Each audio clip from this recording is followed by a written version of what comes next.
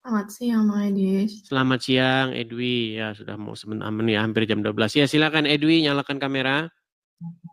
Halo, Bang Edis. Ya, Kak Edwi. Saya tanya dulu, Kak Edwi ini muslimah ataukah Masih Muslim. Kristen? Masih Muslim. Masih Muslim. muslimah. Gimana, Kak Edwi? Mau bertanya aja, Bang Edis. Tapi kalau dari wajah-wajahnya kok kayak mencurigakan, ini bukan Islam loh.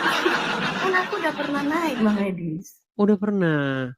Biasanya kalau wajah-wajah seperti ini, nggak jilbaban, cantik, biasanya Kristen. Coba. Kita konfirmasi lagi nih, karena saya agak sedikit lupa nih. Apa yang membuat kami yakin kalau Kak Edwi ini benar-benar seorang muslimah? Kan waktu itu udah pernah baca surat Al-Quran, Bang Edis. Coba diulang lagi, karena saya pun lupa. Coba. Baru aja 2 hari kemarin kayaknya. Ya, karena terlalu banyak kan yang naik sini.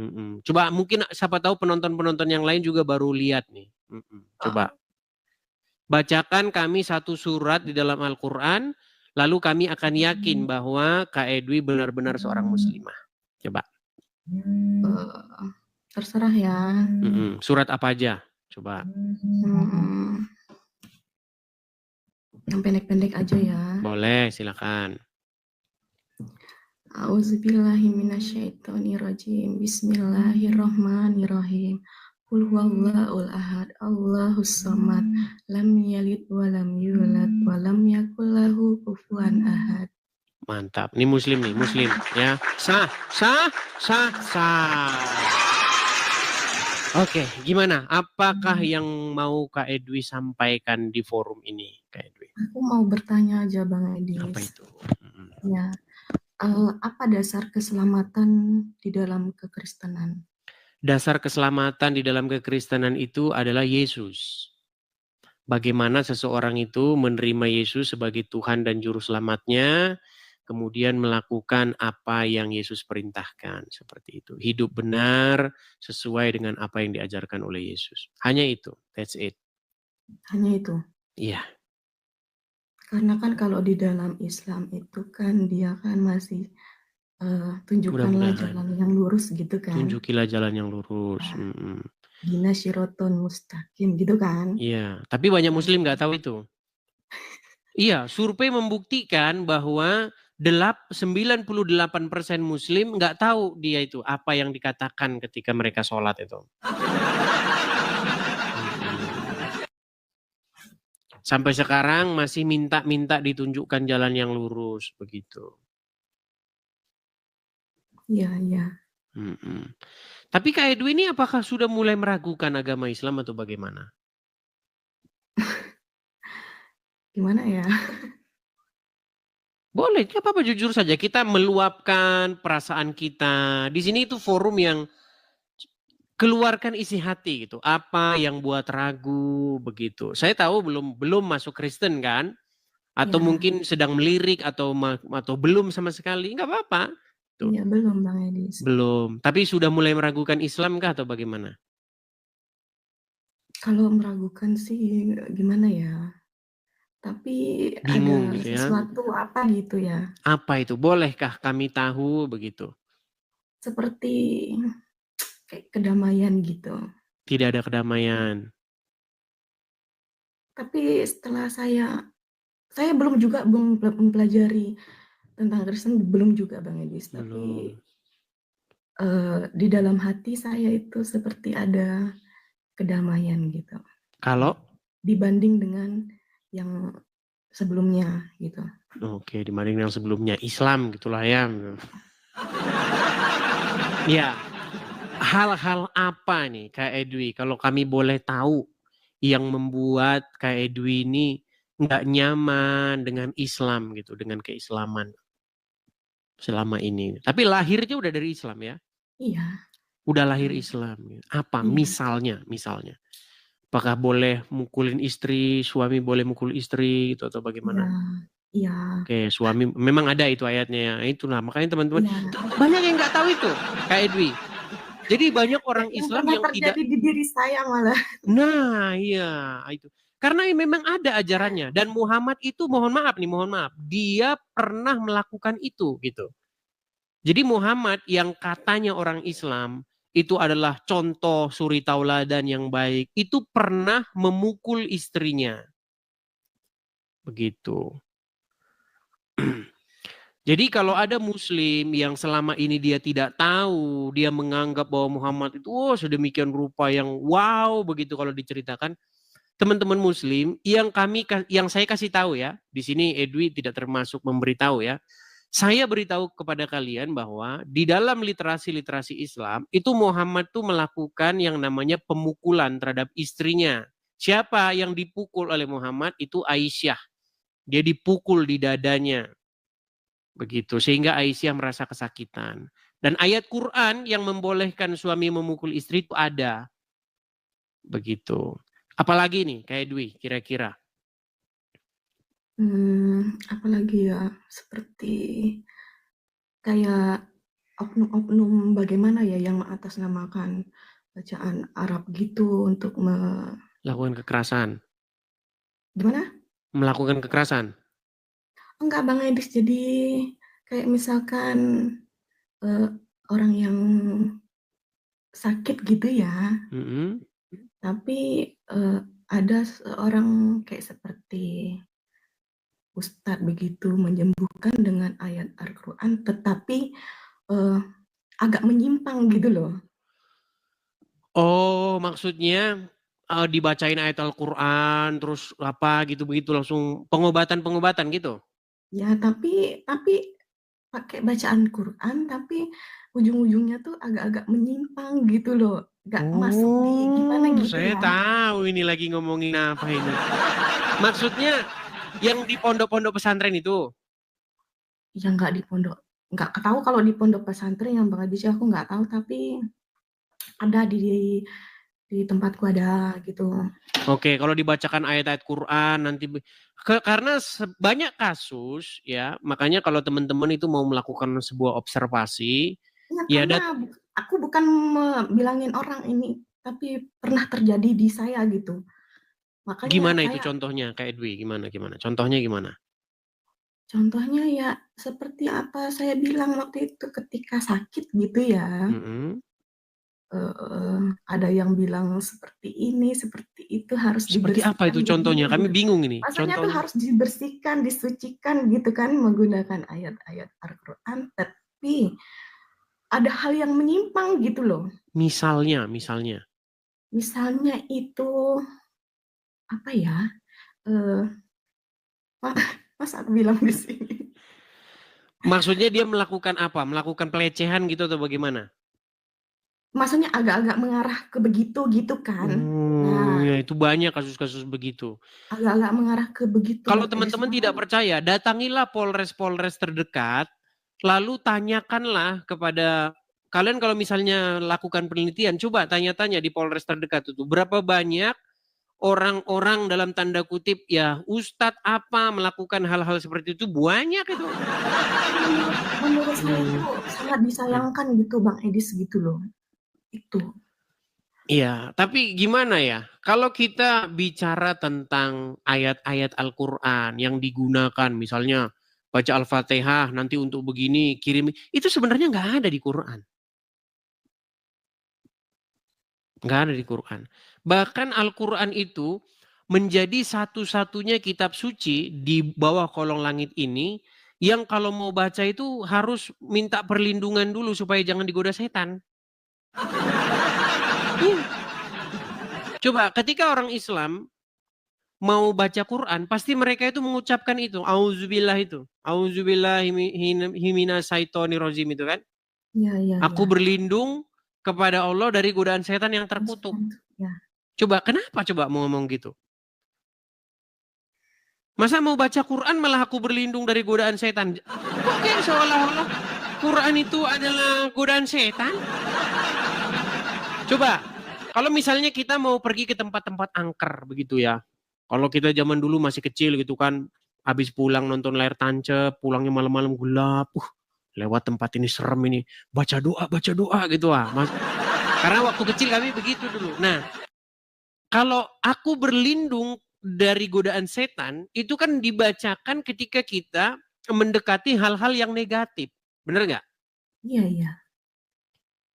Lalu bagaimana ketika kita ingin membaca kitabnya Allah malah aku berlindung dari godaan setan? Itu seolah-olah mengindikasikan bahwa banyak sekali Jadi godaan-godaan setan di dalam Al-Quran. bukan cuman gini Bang Adis, jadi bukan Hmm. cuman satu yang saya temukan begitu. Banyak.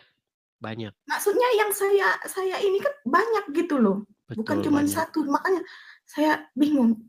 Kenapa gitu kok sangat disayangkan gitu ya? Iya, banyak. Tuh. Jadi Benar makanya apa kata Bang Edis itu benar gitu loh. iya.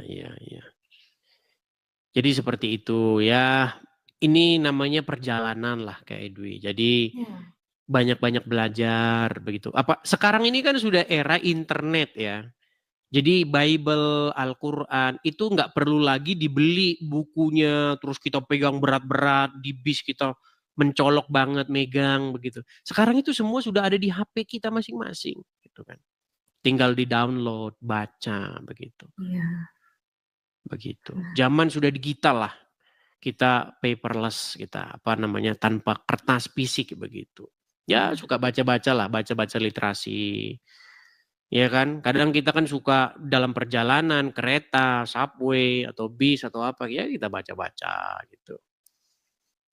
Di HP. Tentang Islam, tentang Kristen, baca gitu. Bagaimana perbandingan antara tokoh Muhammad dengan tokoh Yesus, begitu. Mana yang lebih pantas untuk dijadikan suri tauladan, mana yang lebih pantas dijadikan contoh, gitu kan. Oh iya Bang Adis, kalau misalkan tentang ini apa sih pengampunan dosa itu kayak gimana itu di dalam ini? Pengampunan dosa. Iya. Ya, pengampunan dosa itu di dalam Bible berbicara mengenai bagaimana seseorang itu bertobat dan menerima Yesus begitu. Sebagai Tuhan atau Tuan dan Juru Selamatnya. Sama itu. Sebagai Tuan atau Tuhan dan Juru Selamatnya. Jadi bagaimana kita itu menempatkan Yesus sebagai sosok yang kita jadikan pengendali hidup kita begitu. Apa kata Yesus itu kita ikutin gitu. Itu maksudnya menjadikan Yesus itu sebagai Tuhan atau Tuan kita. Jadi kalau Yesus bilang kasihilah sesamamu manusia, kita bilang iya gitu. Daulat Tuanku gitu. Itu kalau bahasa-bahasa zaman dulu tuh. Daulat Tuanku. Siap kalau bahasa zaman sekarangnya itu. Kan Bang Edison pernah bilang kan Tuhan itu di Kristen 3 gitu ya. Jadi 1 gitu kan maksudnya. Iya, jadi memang Satu. kata Tuhan itu memang sudah maknanya itu sudah terdegradasi di dalam bahasa Indonesia. Makanya kita lebih senang menggunakan di dalam bahasa aslinya itu yaitu Rob atau Kurios begitu. Di dalam Al-Quran itu ada banyak Rob itu. Dan itu nggak jadi masalah. Kata Bang Edison. Memang banyak. Iya, banyak Rob di dalam Quran itu. Yusuf pun dia punya Rob lebih daripada 1 di dalam Al-Quran. Begitu. Oke lah Bang Edis. Aku cuma ingin bertanya kayak begitu. Ya mungkin kalau hanya pengen tahu saja. Di Taiwan ya, saya masih baru ingat ini di Taiwan kan? Iya. Bible di situ ada. Kayaknya ada Bang Edis. Ada, gereja juga banyak kan? Ada, tapi kalau daerah saya aku kurang tahu Bang Edis. Begitu. Tuh. Kalau berarti bahasa Mandarin bisa ya? Sedikit-sedikit. Sedikit. Biasanya lancar kalau orang-orang Taiwan bahasa Mandarin. Ya kalau misalkan pasien yang ngomong ya bisa. Bisa ya, oke. Ya belajar dulu begitu.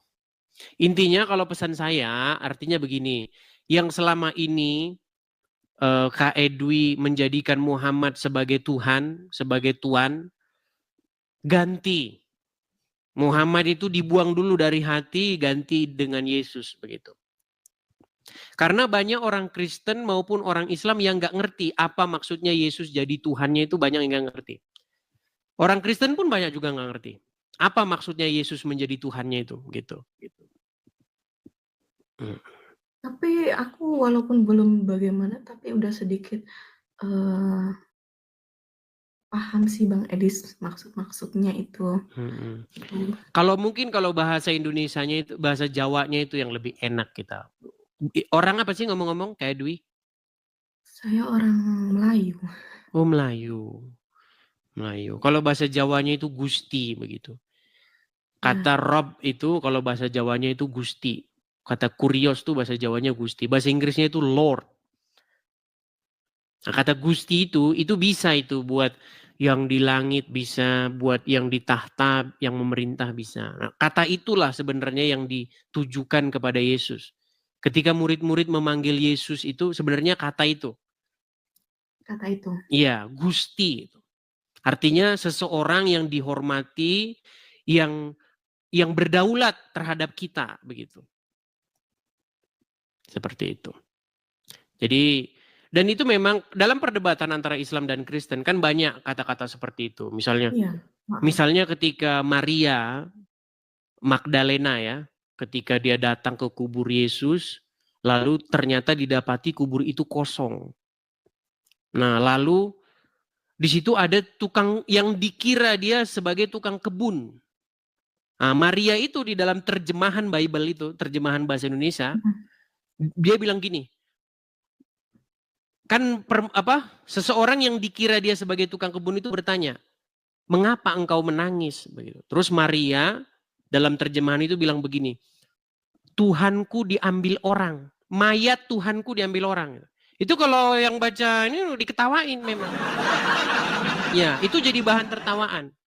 Lihat nih, Tuhan jadi mayat dan mayatnya dicolong orang. Nah, itu memang kata-kata di dalam terjemahan kalau orang tidak paham. Ada sih Bang Edis, bagi yang gimana sih namanya, yang nggak bisa, karena kan setiap orang itu punya pemikiran. Ya, memang seperti itu. Makanya saya walaupun juga pernah bilang. Kayak gimana, kalau orangnya nggak bisa nerima, tetap aja. Ya, jadi maksudnya kalau kita paham di situ artinya, ya kalau orang Jawa nggak apa-apa itu. Gusti saya, mayat Gusti saya diambil orang, itu nggak jadi masalah. Kalau dalam bahasa Inggris mayat Lord, my Lord begitu, diambil orang apa? Padahal ternyata orang yang bertanya itu ternyata Yesus sendiri begitu. Dan dia hidup begitu. Dia bangkit mengalahkan maut. Nah, jadi yang diinginkan Yesus adalah supaya setiap orang itu menerimanya sebagai tuannya, sebagai Tuhannya, atau sebagai Gusti di dalam diri dia. Yang mengendalikan, yang berkuasa, yang memimpin seseorang itu. Begitu. Iya. Kalau dalam bahasa Arabnya itu, kata itu adalah kata Robbi. Rob, tuanku atau Tuhanku, sama itu. Begitu. Iya. Terus kalau saya Bang Edis ya, kalau nyanyi lagu rohani, saya suka nyanyi lagu rohani. Oh iya, banyak sekali. Saya kalau lihat lagu-lagu rohani Kristen yang viewsnya sudah jutaan, banyak sekali komentar-komentar Muslim di situ. Saya Muslim, tapi saya senang dengar lagu ini, begitu. Iya. Lagu-lagu rohani Kristen, ya. Ya banyak juga orang-orang yang talentanya di musik begitu, di lagu-lagu rohani Kristen, dan banyak membawa orang-orang kepada Kristus, gitu banyak juga seperti itu. Lagu rohani apa yang Kak Edwi senang? Kayaknya seperti yang kau ingini ya. Oh ya, jadilah padaku seperti yang kau ingini. Ya.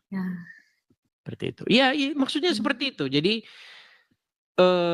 setiap orang yang menerima Yesus sebagai Tuhannya, artinya harus menjadikan keinginan Yesus itu terjadi kepada hidupnya. Begitu. Yesus mau kita seperti apa ya seperti itu. Sebenarnya dalam Islam pun ya, kalau kita mau mendalami secara sungguh-sungguh, sebenarnya menjadi seorang Islam adalah membuat dirinya sesuai dengan keinginan Muhammad. Jadi ketika seseorang menjadi Islam, orang itu akan menuruti atau membuat dirinya seperti kemauan Muhammad. Contoh, buatlah istrimu 1, 2, 3, 4. Katanya mengikuti sunnah Rasul. Terus kemudian jenggotmu panjangin. Apalagi celanamu cingkrangin. Apalagi kalau ketemu orang tapir maka ya kan? Jangan memberi salam kepada mereka. Artinya sebenarnya lagu itu apa sih bahasa Indonesia? Berlaku juga kepada orang Islam. Jadi ketika menjadi seorang Muslim sejati, artinya membuat dirinya menjadi sesuai keinginan Muhammad. Nah, sedangkan menjadi Kristen adalah sebuah tindakan membuat dirinya itu menjadi seperti yang diingini oleh Yesus. Iya. Gitu. Cuman banyak orang tidak tahu, tidak sampai mendalam seperti itu. Karena banyak orang kan beragama hanya KTP saja. Begitu. Makanya saya sering ngomong kan, ketika kamu jadi Islam, sebenarnya kamu menjadikan Muhammad sebagai Tuhanmu. Dan ketika seseorang menjadi Kristen, dia menjadikan Yesus sebagai Tuhannya. Jadi kalau ibarat kata di hati kita ini ada sebuah singgasana, kan banyak ya. Tahu kan bahasa-bahasa metafora seperti itu ya? Iya. Jadi hati manusia itu ibarat kata ada singgasananya, ada tahtanya. Iya, iya. Nah, siapa yang bertahta di situ? Yang memerintah di situ siapa? Apakah Muhammad apa Yesus? Begitu. Nah, seharusnya manusia itu harus menjadikan Yesus yang memerintah di hati itu. Ketika Yesus memerintah, dia nggak akan bawa rangsel itu meledak di Bali. Tapi kalau Muhammad yang memerintah, gitu. Itu banyak tidak dipahami orang. Gitu. Tapi kalau sungguh-sungguh mendalam, pasti nanti akhirnya ke situ.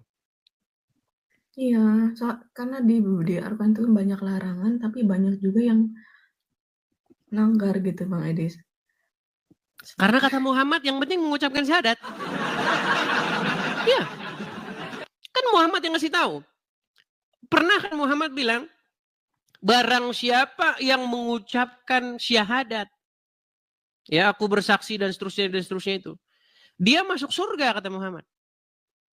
Terus ada sahabat yang bertanya kan merasa terheran-heran, kok bisa gitu kan? Sahabat bertanya, walaupun dia berzina, walaupun dia mencuri, ya walaupun berzina, walaupun mencuri. Nah itulah ajaran Muhammad gitu. Seperti itu. Tapi ketika saya ngomong gitu, fakta begitu, banyak orang yang cuman marah doang, bantah nggak bisa gitu.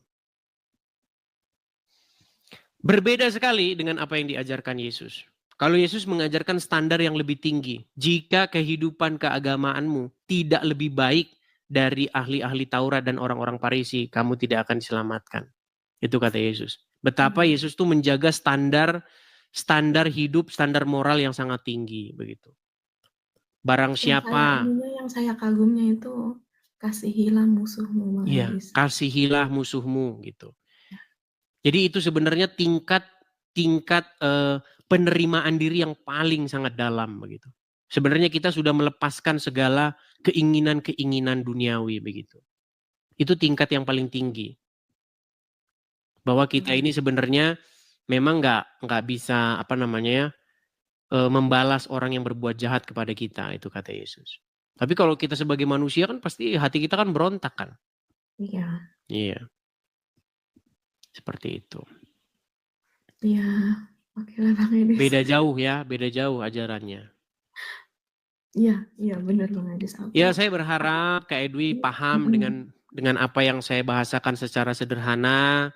Ya jangan ditunda-tunda, jangan lama-lama. Saya tahu di hatimu Muhammad masih ada bertahta dikit, cuman kayaknya dia udah mau melorot. Nah, saya cepat-cepat diganti saja Muhammad yang bertahta di hatimu dengan Yesus yang bertahta di hati, begitu. Seperti itu. Iya, Bang Edis. Hanya begitu ya? Ya Bang Edis. Oke, Terima saya kasih ya Bang turunkan Edis ya ya. Kak Edu ya. Oke, saya turunkan. Iya.